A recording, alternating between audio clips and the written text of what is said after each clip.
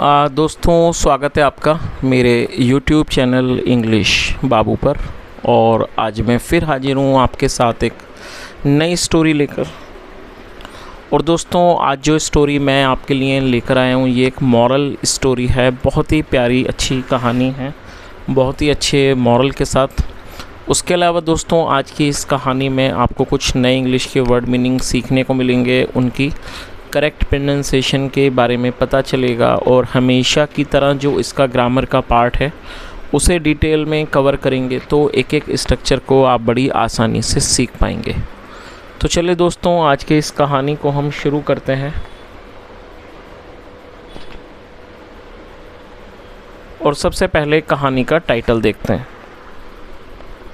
कहानी का टाइटल है रोजेस एंड थॉर्न्स। दोस्तों, रोज़ का मतलब होता है गुलाब के फूल।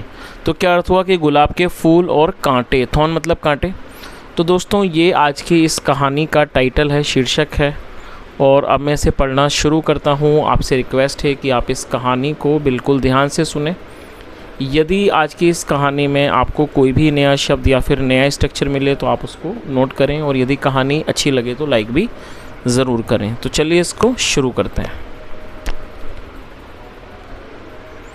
Once a small boy was playing in the garden। दोस्तों, ये जो वाक्य है ये पास्ट कॉन्टिन्यूस का सेंटेंस है। पास्ट कॉन्टिन्यूस का मतलब होता है ऐसे वाक्य जिन वाक्यों की टेल पर रहा था, रही थी, जिससे शब्द आते हैं। ऐसे वाक्यों में was या वर्ब का यूज़ किया जाता है हेल्पिंग वर्ब के रूप में। साथ में वर्ब की फोर्थ फॉर्म लगाई जाती है। वर्ब की फोर्थ फॉर्म का मतलब होता है वर्ब की ing फॉर्म।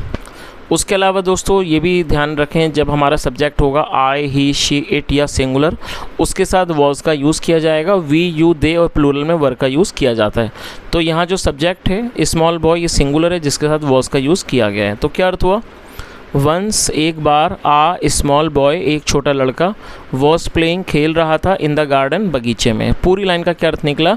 एक बार एक छोटा बच्चा बगीचे में खेल रहा था। He saw a rose plant full of roses। दोस्तों, ये जो वाक्य है ये पास्ट इंडेफिनिट का अफर्मेटिव वाक्य है, और ऐसे वाक्यों में वर्ब की सेकंड फॉर्म का यूज़ किया जाता है। सी मतलब होता है देखना, और सेकंड फॉर्म है सॉ। He saw का मतलब हुआ उसने देखा, a rose plant एक गुलाब के पौधे को देखा, full of roses गुलाबों से भरा हुआ। तो पूरी लाइन का क्या अर्थ निकला कि उसने एक गुलाब के पौधे को देखा, full of roses गुलाबों से भरा हुआ एक पौधे को देखा। The boy started plucking the roses. दोस्तों, यहाँ स्टार्टेड के साथ आईएनजी का यूज़ किया गया है, आईएनजी फॉर्म का। जब हम कोई ऐसा वाक्य बनाएंगे जहाँ पर लगा लगी के बाद कोई क्रिया मौजूद हो, जैसे वह नाचने लगा, वह दौड़ने लगा, वह खेलने लगा, तब हमें सब्जेक्ट के बाद सब स्टार्टेड और फिर फोर्थ फॉर्म का यूज़ करना होता है। प्लक मतलब तोड़ना, और ये फोर्थ फॉर्म है।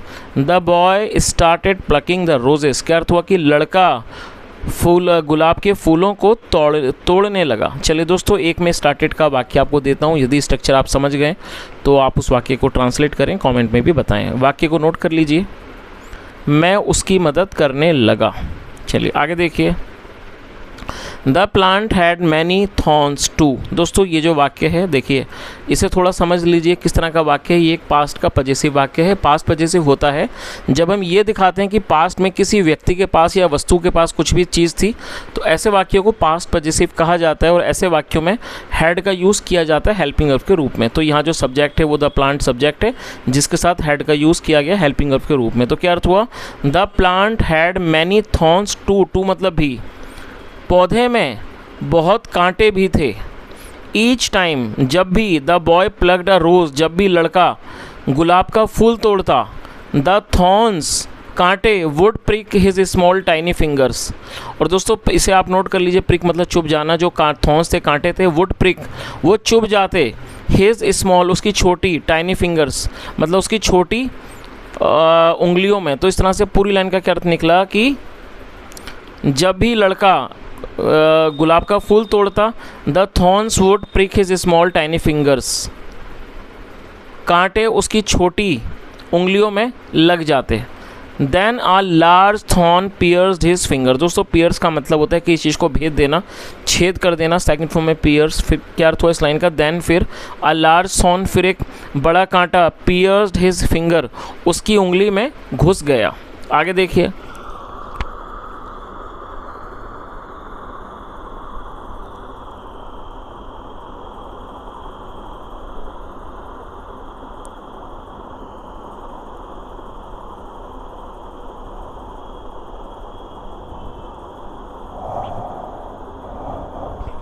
The boy started crying. दोस्तों यहाँ भी स्टार्टेड का यूज़ किया है, ऑलरेडी इस स्ट्रक्चर को मैं बता चुका हूँ। द बॉय स्टार्टेड क्राइंग, लड़का रोने लगा। क्राई का मतलब होता है रोना या फिर चिल्लाना, तो क्या अर्थ हुआ कि लड़का चिल्लाने लगा, रोने लगा। His mother heard his cry and came out running. दोस्तों ये भी पास्ट इंडेफिनिट का वाक्य है। हियर का मतलब सुनना, सेकंड फॉर्म में हर्ड, आप इसे नोट कर लीजिए। और बहुत से लोग इसको हार्ड पढ़ते हैं, तो दोस्तों हार्ड आप इसको ना पढ़ें, वो गलत प्रोनाउंसिएशन है, आपको इसको हर्ड पढ़ना है। क्राई जो है दोस्तों नाउन भी है, वर्ब भी है, तो यहाँ इसको नाउन के रूप में यूज़ किया गया है। नाउन का मतलब होता है हिंदी में संज्ञा। हिज मदर मतलब क्या हुआ कि उसकी माँ, हर्ड हिज क्राई, उसकी माँ ने उसकी चीख सुनी, एंड केम आउट रनिंग, और दौड़ते हुए बाहर आई। और ये कम की सेकंड फॉर्म में आउट मतलब बाहर। तो पूरी लाइन का क्या अर्थ निकला? His mother heard his cry and came out running, उसकी माँ ने उसकी चीख सुनी और दौड़ते हुए बाहर आई। शी सैड, उसने कहा, सन बेटा, to achieve something in life one has to face many hurdles. दोस्तों ये जो लाइन है सिर्फ एक लाइन नहीं है, बहुत बड़ी सीख है, आप इसको ध्यान से सुने। तो उन्होंने क्या कहा? शी सैड, सन बेटा, टू अचीव समथिंग। दोस्तों अचीव करने का मतलब होता है जीवन में कुछ हासिल करना। तो उन्होंने क्या कहा कि to achieve something in life, जीवन में कुछ हासिल करने के लिए one has to face many hurdles, बहुत सारे हर्डल्स का मतलब होता है कठिनाइयाँ, बहुत सारी कठिनाइयों का सामना करना पड़ता है। दोस्तों फेस का मतलब होता है सामना करना, हर्डल्स का मतलब कठिनाइयाँ, परेशानियाँ। तो इस तरह से पूरी लाइन का क्या अर्थ हुआ? उन्होंने क्या कहा कि बेटा जीवन में कुछ हासिल करने के लिए कई परेशानियों का सामना करना पड़ता है। Even after feeling the prick of the thorns, उन्होंने क्या कहा? Even after feeling. और दोस्तों आप इसे नोट कर लीजिए, आफ्टर और बिफोर के बाद आईएनजी फॉर्म का ही यूज़ किया जाता है। Even after feeling the prick of the thorns का अर्थ हुआ कि कांटों की चुभन को महसूस करने के बाद you could get the beautiful roses, तुम्हें सुंदर फूल मिल सके। चलिए, तो उसकी माँ ने उसको यही बात समझाई कि बेटा जीवन में अगर आप कुछ हासिल करना चाहते हो तो आपको बहुत सारे संकटों का सामना भी करना पड़ता है, और कई सारे कांटों की चुभन को महसूस करने के बाद भी you could get the beautiful flowers, तुम्हें सुंदर फूल मिल पाए। It is just the matter of handling the difficulties wisely. और दोस्तों वाइजली एडवर्ब है। एडवर्ब का मतलब होता है ऐसा शब्द जो किसी वर्ब की विशेषता के बारे में बताएं। वाइज का मतलब होता है दोस्तों समझदार, बुद्धिमान, और वाइजली एडवर्ब है। और आप याद रखें कि एडजेक्टिव के साथ ly जोड़ के एडवर्ब को बनाया जाता है। तो वाइज मतलब बुद्धिमान और वाइजली मतलब बुद्धिमानी से। तो क्या अर्थ हुआ? It is just the matter of handling the difficult wisely, मतलब ये सिर्फ इस चीज़ का मतलब कि मैटर करता है। ऑफ हैंडलिंग द डिफ़िकल्टीज़ मतलब कि जो डिफ़िकल्टीज़ हैं, कठिनाई हैं, उनको हम कैसे हैंडल करते हैं वाइजली, बुद्धिमानी से। You could have held the thorns away with one hand and use the other hand to plug the roses. दोस्तों यहाँ कुड हैव का यूज़ किया गया। आप इस स्ट्रक्चर को समझ लें। जब हम कोई भी ऐसा वाक्य बनाएंगे जहाँ पर वाक्य की टेल पर सकता था, सकती थी, सकते थे जैसे शब्द आएंगे, तो ऐसे वाक्यों में कुड हैव के साथ वर्ब की थर्ड फॉर्म लगाई जाती है। तो यहाँ पर हैव के बाद थर्ड फॉर्म लगाई गई है। होल्ड का मतलब पकड़ना, थर्ड फॉर्म है हेल्ड। तो क्या अर्थ हुआ इस लाइन का? You could have held the thorns away, तुम कांटों को दूर पकड़ सकते थे विद वन हैंड, एक हाथ से, and use the other hand, और दूसरे हाथ का इस्तेमाल कर सकते थे, टू प्लग द रोजेस, फूलों को तोड़ने के लिए। तो जो उसकी माँ थी उसने समझाया कि बेटा आप एक हाथ से कांटों को पकड़कर दूर रख सकते थे और दूसरे हाथ का इस्तेमाल कर सकते थे फूलों को तोड़ने के लिए।